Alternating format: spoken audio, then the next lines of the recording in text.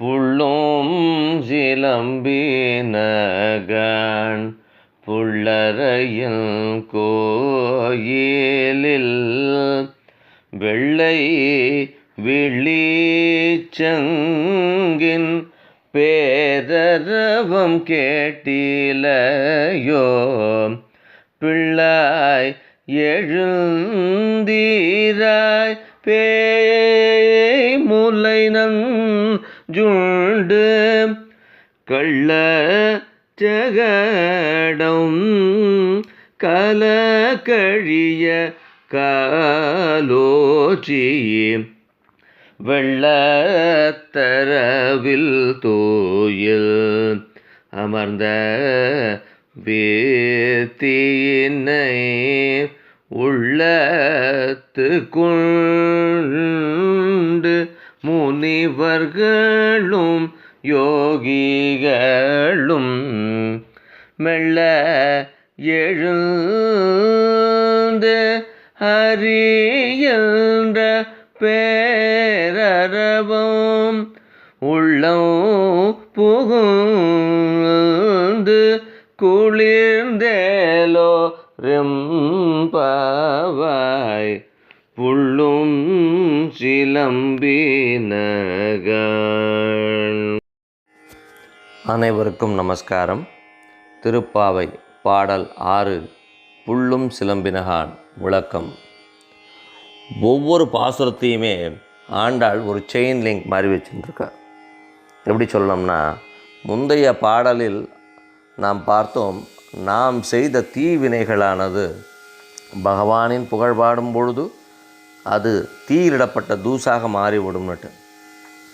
அப்போ தப்பு செஞ்சால் பகவான் தண்டனை கொடுக்க மாட்டாரா, நம்மக்கிட்ட கருணையாக காட்டுவார், தன்னுடைய வாத்சல்யத்தையாக காட்டுவார் அப்படின்னு ஒரு கேள்வி வரும். அதற்கான விளக்கம்தான் இந்த பாடல். கண்ணனை கொல்ல பூதகியை அனுப்பினான் கம்சன்.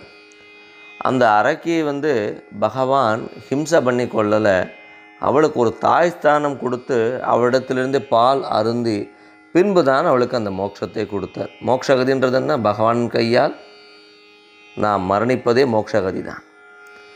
அப்படிப்பட்ட தனக்கு தவறு செய்ய வேண்டும், தன்னை கொல்ல வேண்டும் என்று வந்த அந்த தீய சக்தியையே பகவான் தனக்கு ஒரு அன்னை ஸ்தானம் கொடுத்து, தேவகிக்கு கூட அந்த புண்ணிய பாக்கியம் கிடைக்கல, யசோதைக்கு கிடைச்சது. யசோதையும் பால் ஊட்டும் போது தாய்ப்பால் விட்டு மாட்டாள், ஆனால் தேவகியும் ஊட்டலை. ஆனால் இந்த பூதகிக்கு அந்த புண்ணிய பாக்கியமானது கிடைத்திருக்கிறது. எதனால்? பகவானை அவள் கொல்ல வேண்டும்னு நினச்சி வந்ததுனாலே? நிச்சயமாக இல்லை, பகவானின் அருகாமையில் அவள் வந்ததுனால. நாமும் பகவானின் அருகாமையில் சென்றோமையானால் தவறான எண்ணங்கள், தவறான செய்கைகள், இந்த லௌகீக வாழ்க்கையின் பொருட்டு நாம் செய்யக்கூடிய அந்த செயல்களின் பலன்களானது பகவானால் ஈர்க்கப்பட்டு பகவான் அதை தீயிலிட்ட தூசாக மாற்றுகின்றார். மற்றொரு விஷயம், இங்கே பெரிய திருவடியை பற்றி ஆண்டாள் குறிப்பிடுகின்றார். முந்தைய பாசுரத்தில் பஞ்சாயுதத்தில் 3 பார்த்தோம். இங்கு பெரிய திருவடியான கருடனை பற்றி கூறுகின்றாள். காலங்காலத்தில் பறவைகள் சத்தமிடுகின்றனே, எங்கெங்கே பார்த்தாலும் பறவைகளோட அந்த கீசு கீசுன்ற அந்த ஒலியானது கேட்கின்றது. அந்த பறவைகளின் தலைவனான கருடனை வாகனமாக கொண்ட, அதாவது பறவைகளை பற்றி சொல்லும்போது கருடனை பற்றி கொண்டு வரா. இப்போது அந்த சிறுமியர்களுக்கு பகவானின் வாகனம் கருடன்றது மனதில் பதிய ஆரம்பிக்கின்றது. அது மட்டுமல்ல, கோவிலில் வெள்ளை நிற சங்குகள் எழுப்பும் ஒலி காதில் கேட்கலையான்னு கேட்குறா.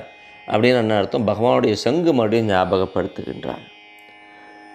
பகவானானவன் தன்னுடைய கருணையினால் உன்னுடைய தவறை மன்னிக்கின்றான். அத்தகைய பகவானானவன் பறவைகளின் தலைவனான கருடனை வாகனமாக கொண்டிருக்கின்றான்.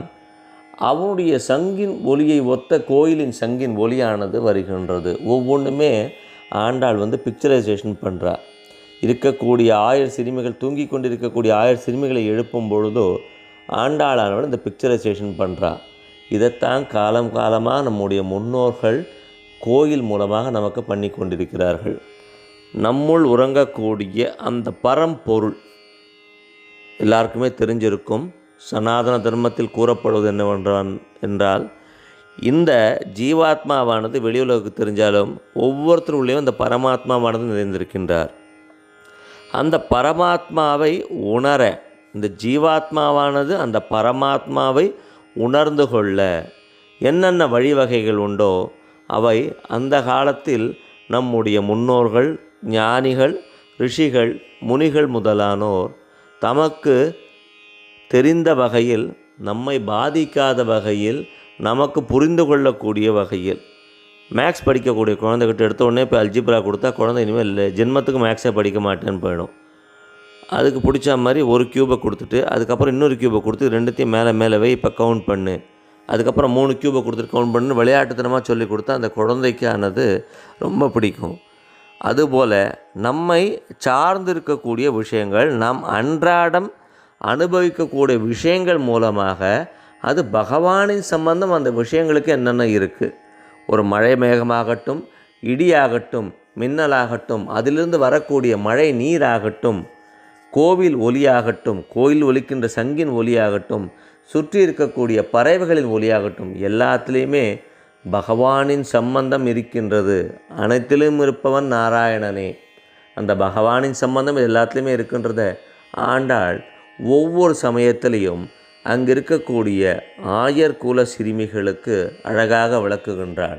இதன் மூலம் இந்த சிறுமிகளானவர்கள் ஒவ்வொரு நாளும் சிறிது சிறிதாக தம்மை அறியாமலேயே பகவானின் கல்யாண குணங்களையும் அவனின் அந்த திவ்ய சொரூபத்தையும் சிறிது சிறிதாக உள்வாங்கிக் கொள்கிறார்கள். இதன் பலன் என்ன என்பது 30ஆம் நாள் நமக்கு தெரியும். நன்றி மற்றும் வணக்கங்களுடன் கூரம் திருவாழி சுந்தரம், முகுந்த ராமானுஜதாசன்.